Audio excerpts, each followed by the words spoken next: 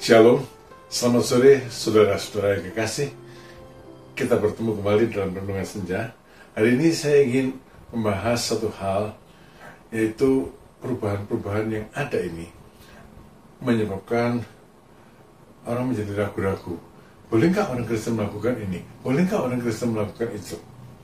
Ya saudara, kita hidup di satu zaman di mana perubahan-perubahan berjalan begitu cepat.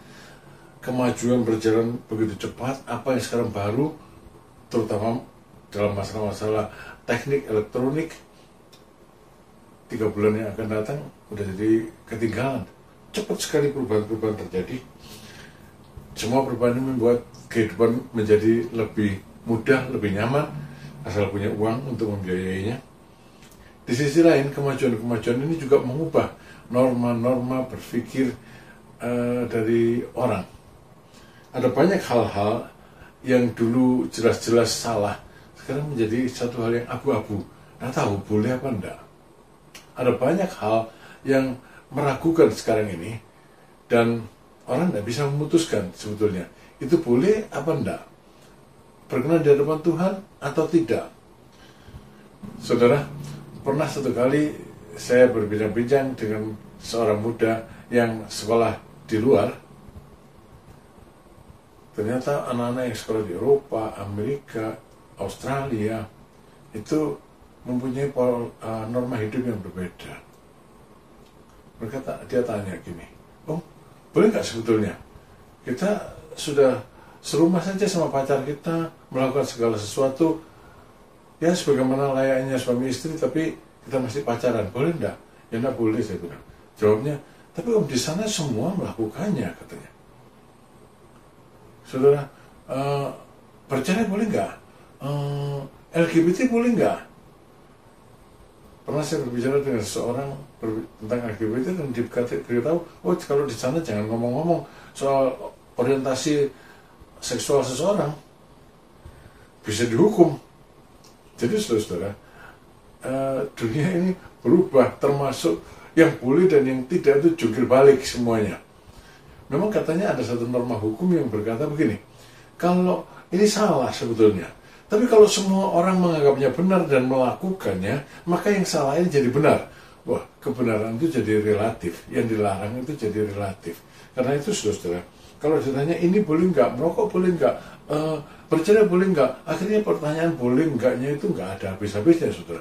Karena ada begitu banyak hal yang abu-abu, yang meragukan. Tapi sebenarnya kepada anak-anaknya Tuhan memberikan satu patokan, pedoman, kelengkapan yang sederhana sebetulnya, sehingga mampu memutuskan yang baik atau yang jahat. Yang pertama, Tuhan bilang menjadi dewasa, bertumbuhlah jadi dewasa. Itu kan sederhana, semua orang bertumbuh, tapi ini bertumbuhnya menjadi dewasa. Dalam Ibrani pasal 5 ayat yang ke-14 dikatakan, tetapi makanan keras adalah untuk orang-orang dewasa, yang karena mempunyai panca indera yang terlatih untuk membedakan yang baik daripada yang jahat. Terlatih, panca inderanya itu terlatih untuk membedakan yang baik dan yang jahat. Orang dewasa itu makanannya makanan yang berbeda, ya bukan bubur susu bayi gitu yang tinggal telan langsung jadi. Tapi orang dewasa itu makanannya ya bisa dikatakan makanan keras gitulah ya, yang harus dicerna, ya, yang harus dicerna baru bisa diambil manfaatnya. Orang dewasa tidak begitu saja mendengarkan berita, menelannya mentah-mentah lalu melanjutkannya pada orang lain. Orang yang dewasa mencerna berita yang didapatnya. Dan akan bisa dimakan hoax dengan gampang gitu. Dan akan bisa dibujuk untuk melakukan sesuatu hal yang meragukan gitu. Ya, dia memikirkan, orang yang dewasa memikirkan dengan matang dan benar. Dia sanggup membedakan mana yang benar dan mana yang baik, sehingga pertanyaan boleh enggak itu bisa diputuskan sendiri dengan benar. Yang kedua, kalau kita memiliki hikmat, dalam Amsal pasal 2 ayat 6-9 Tuhan berkata begini, karena Tuhanlah yang memberikan hikmat, dari mulutnya datang pengetahuan dan kepandaian, maka engkau akan mengerti tentang kebenaran, keadilan dan kejujuran, bahkan setiap jalan yang baik. Orang yang berhikmat, dia tahu memutuskan mana yang baik. Dari mana datangnya? Dari Tuhan. Ya, bersekutu dengan Tuhan. Dengar Tuhan bicara apa? Bersekutu, membaca, merenungkan firman Tuhan, menghafalkannya, menyimpannya di dalam hati. Ya, Raja Daud kan berkata begini, firman-Mu telah kusimpan dalam hatiku, supaya jangan aku berdosa kepadamu. Kemudian, dengan apakah seorang muda bisa menjaga kelakuannya bersih dari salah? Dengan menjaganya sesuai dengan firman-Mu. Dari Tuhan, dari firman Tuhan datang hikmat, dan orang bisa tahu setiap jalan yang baik. Sekolah menyebabkan seorang jadi pintar, menguasai pengetahuan, ya,